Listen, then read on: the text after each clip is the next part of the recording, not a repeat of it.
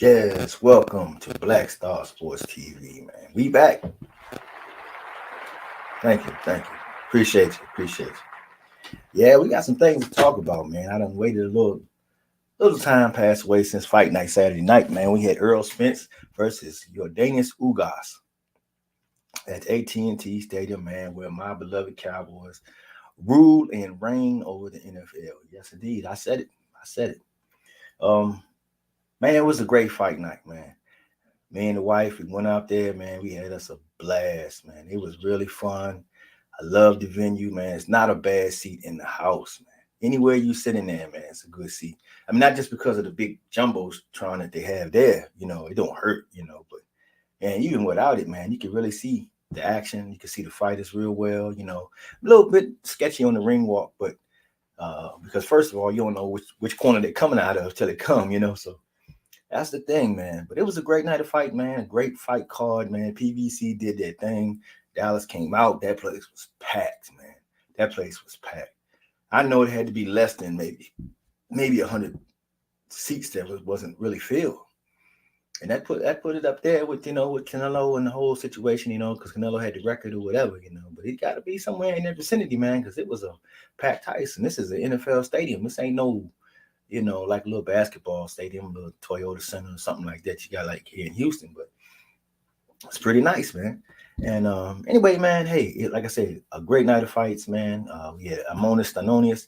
He came in there. He got that title from Bukayev. I think that's how you say his last name, So now he's next in line in the Errol Spence sweepstakes, but, he's probably going to take a step aside because it ain't but one fight left. And I can go through all these other situations in these fights and in the fight card, but I don't want to. As you can see by the title of this video, Errol Spence versus Bud Crawford. Undisputed 2022. Man, ain't nothing else left, man. Ain't nothing else left. This man, Errol Spence, has went through the division, man. He told everybody from the gate what he's going to do. He said, I'm going to go out here. And he told Al Hammy when he signed with him, he said, hey, man, you line him up, I'm going to knock him down. I'm about to be undisputed. And from that time until now, that's what he's been pursuing. And that's what he's been advancing in. So the man's word is his bond, man. He's telling you. He told Bud Crawford back in 2017 when they met in Oklahoma City at a top rank event. But yet, Bud says, I'm the one, I'm following you. I'm on you. How you the boogeyman? Come in. Yeah, but Bud rolled up. Earl rolled up on you, Bud. You at a top rank event. You ain't at a PBC event. Couldn't even get you to bring your punk ass to this one this week. This is the main one you're supposed to be at. You came to the Danny Garcia one. You standing out there popping your lips and everything, and the people in the crowd heard you and they gave you a little static, so you was afraid to come back to this one, But anybody who's been paying attention back to that meeting back in 2017, man, it's on YouTube. It's on YouTube. They was going back and forth when he told Bob Arum. He's standing right there next to his promoter, man. They never made an offer in all of, man, come on, man. You have Bud Crawford fans out here, the Bud Justice League, who will swear to the highest hell that, Errol Spence is scared. He don't want to fight Bud. He's not doing anything. He avoiding Bud. But they never made an offer, never made a counter. On the contrary, though, it's been several times when Bud Crawford was like, yeah, don't fight me next because people are going to say this. Or don't fight me next. Or I'm off to something else. Or I'm going to do this and I'm going to do that. He's still doing that. That's what he's been doing the whole time, consistently. And Errol told him right face to face, he said, look, man, I'm going to clean up my side of the street. I'm getting all them belts and I'm coming to get yours. And what did he say in the ring after the Ugas fight? He said, I got these belts and the turns. I'm coming for your shit. I'm coming for your shit. He said it in 2017 and he said it again in 2022. And your bitch ass wasn't in the arena. But you want smoke. You want to smoke though, right? If you really want to smoke, what you would have did. If you called me, I told you what to do. We'll make this happen right now. This ain't a problem. You supposed to have been in an arena. I don't care where you sit. You had to be in the house. As soon as the end of that fight came up, man, you should have walked in that damn ring. You should have walked in that ring looking like you wanted to go in there and slap everybody in it. And automatically it's going to draw attention from you and him. Everybody's going to look. It's going to get the anticipation to roll up. You look Earl dead in the eye and you spit on a boxing mat and you say, man, fuck Ugas. I'm going to knock your bitch ass out in front of everybody. Everybody. You ain't do it. You ain't do it. You know why you ain't do it? Because this would have happened.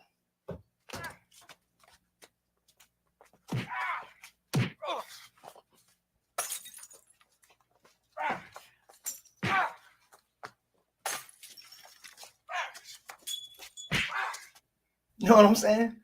He ain't want that smoke, man. He ain't want that smoke. You don't show up. It's only one fight left, one belt left. The man said been saying strap season for years. One strap left. Anybody seen the picture of his new t-shirt that he got out? Where he's the big fish walking down the doors and you see all the heavyweight, the championship belts outside each door. The last door says TC on it. And he knocking on that motherfucker. Huh? That's you, boy. That's you. He wants your shit. Said as much. But where you at? You home flipping channels. Yeah, I thought Ugas might have won. And Ugas, man, get off that bullshit, man. You know, it's crazy. And then what gets me beyond anything is you got all these people. Oh, Errol got hurt. He hit Errol. You see Errol right there? Oh, Errol. Oh, they went 10 rounds. This is Ordanius Ugas. It's just not any fight in the ring, man. It's Ugas. You at a level that you operating on, you see? See, a lot of boxing fans can't grasp this concept because they watching fighters like Canelo who fighting all these fucking bum bashes, these guys who don't have punching power, and they're no threat to him. And he's fighting them all the time. So they used to the guy going in. They say, oh, he's a star. He wins. Everything goes as planned. But when you step up and you actually take on guys who are legitimate challengers, who have abilities that can cause problems for you, shit like this happens. It's just accepted. You should see your champion go in there and get rocked once or twice and have to overcome some shit to win. To show you how great he is. If it's just easy walking down, man, I mean, anybody could do this. That's not what make a fighter special. But the fact that he was in there, he got hit to the body, he got hit, he got staggered back and knocked his mouthpiece out one time, and then the referee told him, stop. So there was a little confusion there, and that led to a couple punches that had him, back into the ropes. But that was all it was to it. In 10 rounds. Did you see Ugas' face at the end of this fucking fight? I mean, all this shit is out here now. You don't see an eyeball at all. All this shit is crushed. The orbital bone's done. Reports are the nose, the jaw, and the ribs. So what the hell is this? I mean, it's crazy, man. They just looking in a needle for a needle in a haystack out here. Because that's how the level of hate is. And it's only because of the way this man moves, man. He told you for years, this is what I'm going to do. He got a plan, he executing it, and he executing it to the full, man. Boxing fans should be appreciating that, man. Should be appreciating that. Now here it is. It's Bud Crawford's turn. Errol keeps putting it out there. Well, what he wanted to do, what he want to do, what he do. And you know what he keeps doing? He keeps hitting Twitter buttons, Twitter fingers and shit. Twitter fingers. Yeah, keep my belts warm. You way over there some motherfucking way. You could have been in the motherfucking house that day. You would have made a believer out of everybody in that motherfucking arena that night. It would have been so much hype coming out of that fucking arena that night. It would have went through the whole boxing where everybody like, oh shit, man, it's about to go down.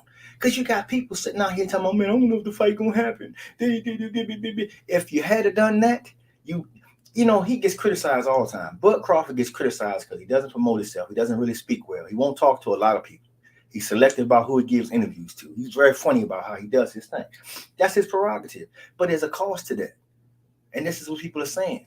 Even Bob Hearn, he doesn't promote himself. He doesn't do these things. Well, this right here, this one move, you would have had to do nothing else. That would have promoted the whole damn fight from the gate right there, all in one. That's all you had to do. Now, Errol is talking about, hey, man, yeah, let's get this one. He the last one. Errol is already back in the gym, man. Already back in the gym. Won the third belt on Saturday night, and Tuesday he's back in the gym already. Already. Ain't taking no time off. He's focused. His drive is up. He can see you in his sights. And it's that time, man. It's that time. What the fuck are you doing? All you Bud Crawford fans, somebody answer me. But this is the one question I want to ask all of you, you Bud Crawford fans. I need somebody in this comments, please. Take the time, just enlighten me, because I want to see it. How does Bud Crawford beat Errol Spence? Because I hear a whole lot of shit about, oh, he got this and I believe because he this, that, and the third, but they never break it down to how he actually does it. Because I can tell you how Errol gonna whoop his ass. I can tell you that. I can tell you that. I ain't gonna say it right now, but you give me your comment in here, I'll get you back. But believe me, it ain't but one way this fight going. And if you had seen my previous video that I released today, with the one chip challenge, I put the challenge out there to anybody out there, Bud Crawford fan. So you don't like what I'm saying? You feeling some type of way? It ain't no problem, brother. And it ain't got to be all that bang bang by all that Cowboys and Indian shit. We can go ahead and get this one chip challenge popping off, brother. You know what I'm talking about? Let's do that thing, man. Huh? Show me you believe. Because I do. I put it up there. And it's out there. So if you want to accept it, man, cut a video, man. Shout me out, Black Star. Let's do this.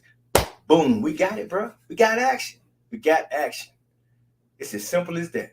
But hey, this fight needs to happen. There's no reason for it not to. It's time. There ain't no I'm on a Stenonius and all that. He can wait. He can wait. He ain't fought no damn body no way. That WBC regular belt don't really mean shit anyway. It should be in the garbage anyway because Ugas had the real belt. And Errol won that motherfucker Saturday night. And that's all it is to it. He's the champ. He got 3 belts. There's 1 to go. Now, boxing opened up for Canelo to let Canelo jump down 4 straight fights to his undisputed. And, man, kudos to him. He did what he had to do to get it. Man, can't nobody take it away from him, man. He's automatically in the Hall of Fame. Boom. Congratulations. You did it, bro. It's Errol's time. And he's more deserving of anybody because he was the first guy to start talking that undisputed years ago. Years ago, man. So, hey, you know. But just a brief little bit about the fight Saturday night, man, with Ugas, man. It was very good. If you noticed in the fight, if you haven't seen it, let me just put you up on it. Ugas kept his hands in his motherfucking pockets. And it's the same fucking reason that Bud gonna do the same fucking shit. Because the fucking assault is real, baby. It's real. This ain't no man, you see fighters change. Danny Garcia is not a pushover in the slightest, man. 2-time world champion with a hell of a crack. Got cracks himself. But he kept them damn hands home because he knew, man, shit, this onslaught is something else. He said at the fight, man, damn, I didn't know the jab was like that. Ugas had height and reach on him. Was a little bigger than Errol. Didn't seem to be a problem in the fight. He negated all of that. Ugas, I kept saying, man, Ugas is really playing it really safe. He didn't want to take no shots, no chances, which enabled him to land those couple of shots that was effective. Because, I mean, he got power. He's a big guy. He's a big, strong. I mean, he come from the Cuban boxing school, man. You know what I'm saying? They got a reputation. They got, it's a lot of great fighters came out of there, man. And they still coming out of there. Now, these things happen, but he endured them all. And in that 10th round, they had to stop the fight because this man couldn't see nothing in him. And he really got damaged. There was a time in the 8th round when he got hit with an uppercut to that eye. And you see Ugas back up and kind of turn like he wanted to run, but then he stayed in there. He hung in there, but you could tell it affected him like, damn, shit, man. The referee should have stopped it then, in my opinion, because it was already done. It was already over with. But it was a great fight, man. Ugas fought like a champion, man. He did what he had to do, but he was thinking survival, and I can understand because Errol just don't quit, man. When Errol got in that ring, he went straight to work. There was no warm-up. There was no let me feel him out. Let me see if it's going to work. No, he went straight in there, and it's boom, pop, pop, bang, boom, boom, pop, pop, pop, pop. I mean, consistently, he's like, oh, shit, I can't even get my burners on. He is already in this motherfucker. After a year and a half of not fighting, after the retina. Then, after Danny Garcia, then the car crash, then you go back to Sean Porter, all that. And this is what he did to Ugas.